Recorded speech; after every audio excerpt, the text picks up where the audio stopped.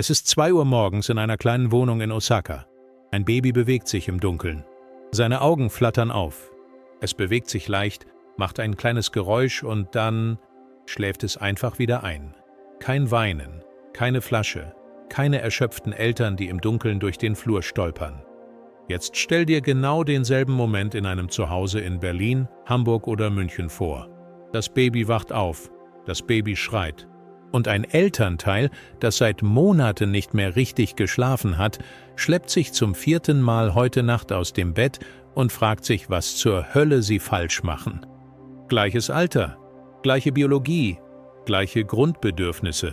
Warum also beruhigt sich das eine Baby wieder selbst und schläft weiter, während das andere es nicht kann? Jahrelang wurde uns gesagt, die Antwort sei Glück. Manche Babys schlafen einfach gut, sagen wir. Entweder man hat so eins oder eben nicht, aber die Daten erzählen eine andere Geschichte. Im Durchschnitt wachen japanische Babys seltener auf und finden schneller wieder in den Schlaf als Babys in fast jedem europäischen Land. Und das hat fast nichts mit Genetik zu tun. Es liegt an einer stillen Gewohnheit vor dem Schlafengehen. Einer Gewohnheit, die den meisten europäischen Eltern nie beigebracht wurde. Am Ende dieses Videos wirst du genau wissen, was es ist und wie du heute Abend damit anfangen kannst, ohne irgendetwas zu brauchen, das du nicht schon zu Hause hast. Eine kurze ehrliche Anmerkung, bevor wir anfangen. Ich bin nicht hier, um dir zu sagen, dass du alles falsch gemacht hast. Schlaf ist schwer. Jedes Baby ist anders.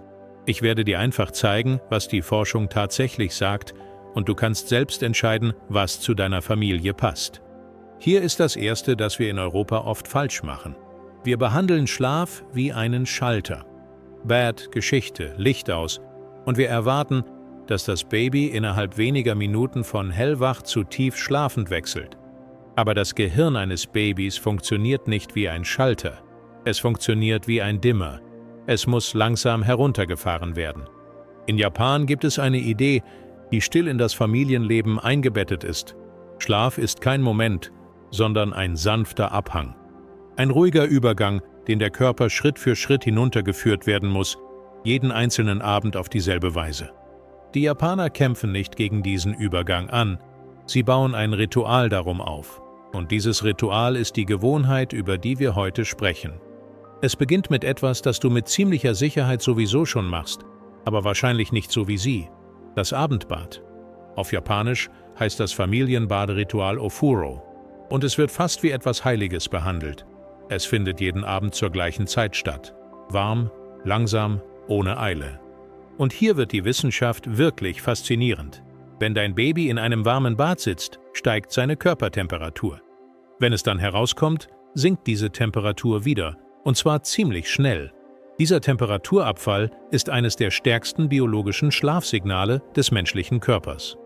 Wenn die Körperkerntemperatur sinkt, beginnt das Gehirn Melatonin auszuschütten, das Hormon, das leise sagt, es ist jetzt Nacht, es ist sicher, es ist Zeit zu ruhen. Das ist eigentlich kein japanisches Geheimnis. Das ist menschliche Biologie. Aber die Japaner haben ihren gesamten Abendrhythmus darum aufgebaut, während viele von uns das Baby baden, wann immer es gerade praktisch ist. Manchmal morgens, manchmal fällt ein Abend ganz aus. Dasselbe Bad, komplett anderes Ergebnis. Denn das Magische war nie das Wasser. Es sind der Zeitpunkt und die Wiederholung. Hier ist also die Gewohnheit, aufgeteilt in 3 ruhige Schritte. Keiner davon kostet auch nur einen Cent. Schritt 1. Jeden einzelnen Abend dieselbe Reihenfolge in derselben Abfolge. Bad, Schlafanzug, Licht dimmen, ruhiges Füttern. Dasselbe sanfte Lied oder dieselben ruhigen Worte. Es klingt fast zu einfach, um wichtig zu sein, aber Vorhersehbarkeit ist für das Gehirn eines Babys alles. Eine der größten Studien, die jemals über Babyschlaf gemacht wurden, begleitete tausende Familien, die eine konsequente Abendroutine eingeführt hatten. Dieselben Schritte, in derselben Reihenfolge, zur selben Zeit. Das Ergebnis war beeindruckend. Babys schliefen schneller ein. Sie wachten nachts seltener auf. Und auch die Mütter berichteten, dass sie deutlich weniger gestresst waren. Es war nicht ein einzelner Schritt, der den Unterschied machte. Es war die Gleichförmigkeit, denn ein Baby, das genau weiß, was als nächstes kommt, muss sich nicht dagegen wehren. Die Routine selbst wird zum Schlaflied.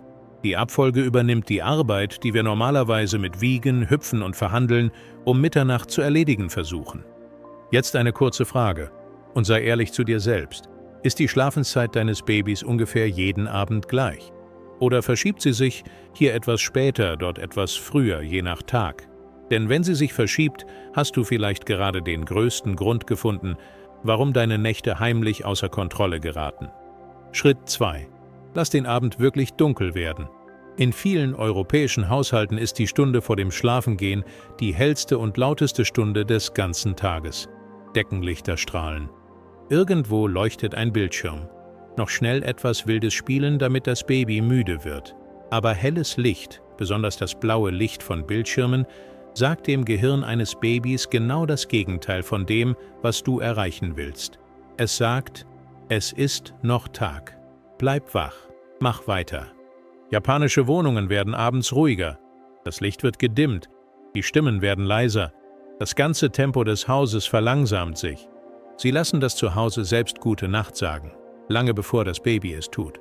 Also dimme in dieser letzten Stunde alles, was du kannst. Sprich leiser. Verlangsame jede Bewegung. Du bereitest nicht nur den Raum vor, du bereitest das Gehirn vor. Schritt 3. Und das ist der Schritt, der still alles verändert. Lerne, die Welle zu erkennen, bevor sie bricht. Es gibt in Japan eine Erziehungsidee namens Mimamoru, was ungefähr bedeutet, aufmerksam über jemanden zu wachen. Auf den Schlaf angewendet ist es wunderschön einfach. Jedes Baby sendet kleine, frühe Signale aus, wenn es beginnt müde zu werden.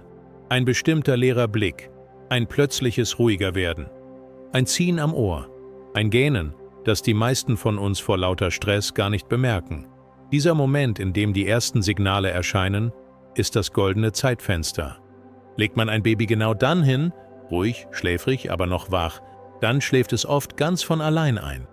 Verpasst man dieses Zeitfenster aber auch nur um 20 Minuten, bekommt man das übermüdete, überdrehte, völlig unberuhigbare Baby, vor dem sich alle Eltern fürchten. Das Weinen danach ist kein Trotz. Es ist ein Baby, das die Ausfahrt verpasst hat und nicht weiß, wie es zurückfinden soll. Die Gewohnheit ist am Ende also eigentlich gar kein Trick. Es ist Aufmerksamkeit. Es ist genau genug hinzusehen, um die Welle zu erkennen, während sie entsteht, statt gegen sie zu kämpfen, nachdem sie euch beide längst überrollt hat. Ich habe dir Ehrlichkeit versprochen, also kommt sie jetzt. Und dieser Teil ist wichtiger als alles andere in diesem Video. In Japan schlafen Familien oft sehr nah beieinander. Viele schlafen bis weit in die frühe Kindheit gemeinsam und diese Nähe ist ein echter Teil der Kultur. Aber ich muss ganz klar sagen, das Teilen eines Bettes mit einem kleinen Baby birgt echte Sicherheitsrisiken und große kinderärztliche Organisationen auf der ganzen Welt raten davon ab. Der sichere Weg, diese Nähe beizubehalten, ist das Teilen des Zimmers. Dein Baby in seinem eigenen sicheren Schlafplatz, auf dem Rücken, auf einer festen, flachen Unterlage, ohne weiche Gegenstände um sich herum, im selben Raum wie du. Du kannst all die Nähe haben, ohne das Risiko. Bitte halte dich an die Empfehlungen für sicheren Babyschlaf in deinem Land und sprich mit deinem Arzt oder deiner Hebamme darüber, was für dein Baby richtig ist. Fassen wir also alles zusammen. Die japanische Schlafenszeitgewohnheit war nie ein einziges Geheimnis. Es ist ein ruhiger Rhythmus. Dieselbe sanfte Abfolge jeden Abend. Ein warmes Bad und der langsame Temperaturabfall danach. Ein Zuhause, das dunkler wird, wenn der Abend kommt.